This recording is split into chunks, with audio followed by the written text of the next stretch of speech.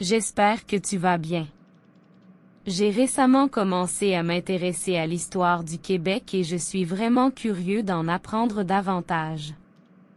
Pourrais-tu me raconter l'histoire de cette province fascinante? Je vais très bien, merci. Bien sûr, je serais ravi de te parler de l'histoire du Québec. C'est un sujet riche et complexe, alors attache ta ceinture, car nous avons beaucoup à explorer. Génial, je suis prêt à plonger dans cette histoire captivante. Par où devrions-nous commencer? Eh bien, le Québec a une histoire qui remonte à bien avant l'arrivée des Européens. Les Premières Nations autochtones, comme les Algonquins et les Iroquois, vivaient dans la région depuis des millénaires. Puis, au XVIe siècle, les explorateurs européens, principalement les Français, ont commencé à s'aventurer dans la région. Ah, donc c'est là que commence l'histoire du Québec en tant que colonie française? Exactement. Samuel de Champlain, un explorateur français, a fondé Québec en 1608, établissant ainsi la première colonie permanente française en Amérique du Nord. À cette époque, le territoire était principalement utilisé pour le commerce de la fourrure avec les Autochtones. C'est intéressant. Comment le Québec est-il devenu une colonie britannique? Eh bien, au cours du XVIIIe siècle, la France et la Grande-Bretagne se sont affrontées à plusieurs reprises dans des guerres pour le contrôle des colonies en Amérique du Nord. La guerre de 7 ans, 1756 à 1763, a été particulièrement déterminante. À la fin de la guerre, le traité de Paris de 1763 a cédé la Nouvelle-France à la Grande-Bretagne. Alors c'est à partir de ce moment-là que le Québec est devenu une colonie britannique?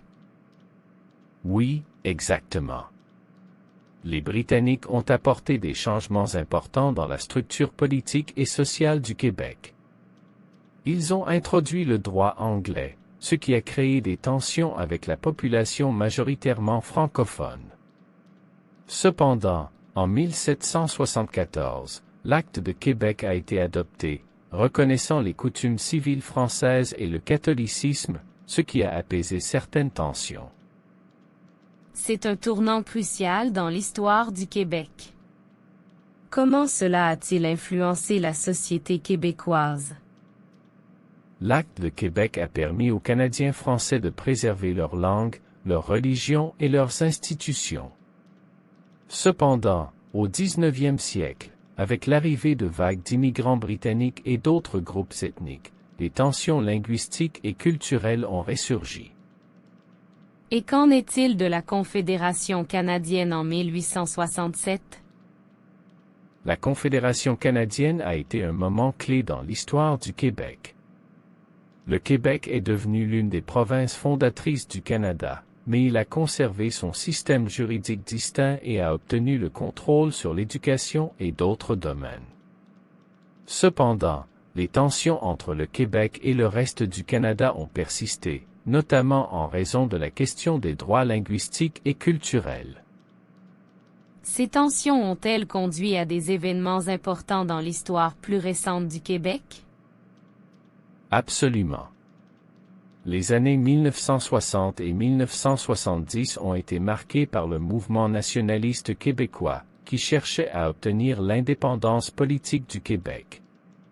Cela a conduit à des événements tels que la crise d'octobre en 1970, où le Front de libération du Québec, FLQ, a mené des actions terroristes. C'est une période très tumultueuse. Comment cela s'est-il résolu? Finalement, les revendications nationalistes ont conduit à 2 référendums sur la souveraineté du Québec, en 1980 et en 1995. Les 2 référendums ont été rejetés par une majorité d'électeurs, mais la question de l'indépendance du Québec reste un enjeu politique majeur dans la province. C'est incroyable de voir à quel point l'histoire du Québec est complexe et riche en événements. Merci de m'avoir fait découvrir tout cela, Camille. De rien, Alex. L'histoire du Québec est en effet fascinante, pleine de rebondissements et de moments clés. Si tu as d'autres questions, n'hésite pas à les poser. Je suis là pour aider. Merci, Camille. Je suis vraiment captivée par l'histoire du Québec et j'aimerais en savoir plus sur la culture et les traditions de la province. Comment la culture québécoise s'est-elle développée au fil du temps? La culture québécoise est le résultat d'un mélange unique d'influences autochtones, françaises et britanniques, ainsi que des contributions des immigrants venus du monde entier. La langue française a joué un rôle central dans le développement de la culture québécoise, et elle est une partie intégrante de l'identité québécoise. La province est également connue pour sa scène artistique dynamique, son cinéma, sa musique et sa littérature riche. C'est intéressant de voir comment ces différentes influences ont façonné la culture québécoise. Y a-t-il des événements culturels majeurs ou des personnalités emblématiques qui ont marqué l'histoire culturelle du Québec? Absolument, le Québec a produit de nombreux artistes, écrivains et musiciens célèbres.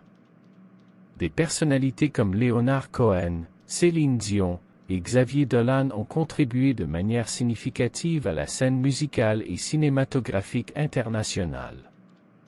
De plus, des festivals culturels majeurs tels que le Festival international de jazz de Montréal et le Festival d'été de Québec attirent des visiteurs du monde entier, offrant une plateforme aux artistes locaux et internationaux.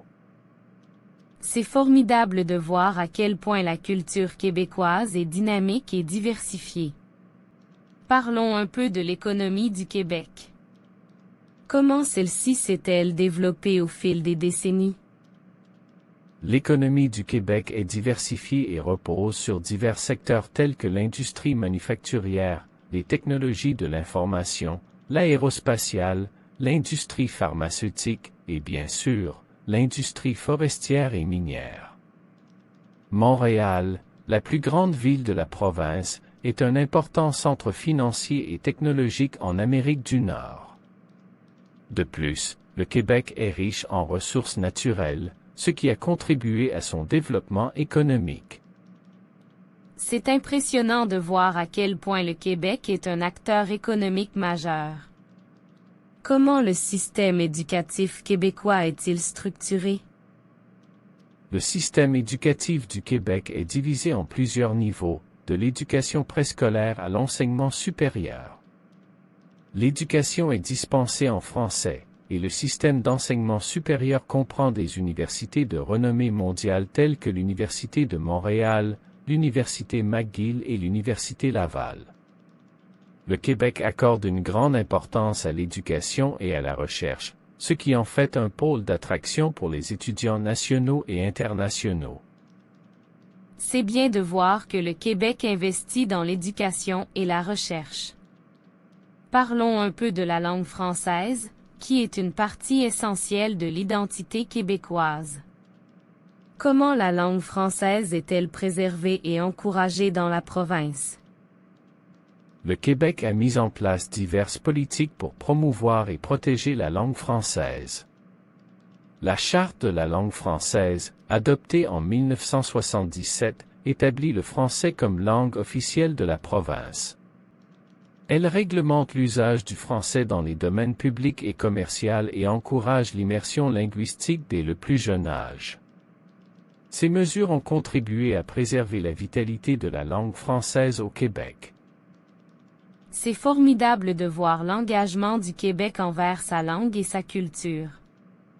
Merci de m'avoir fait découvrir tous ces aspects fascinants de l'histoire, de la culture et de l'économie du Québec, Camille. Je me sens vraiment plus informée maintenant. De rien, Alex. Je suis ravi d'avoir pu partager ces informations avec toi. Si tu as d'autres questions à l'avenir, n'hésite pas à me les poser. Le Québec est un endroit riche en histoire et en diversité, et il y a toujours quelque chose de nouveau à apprendre.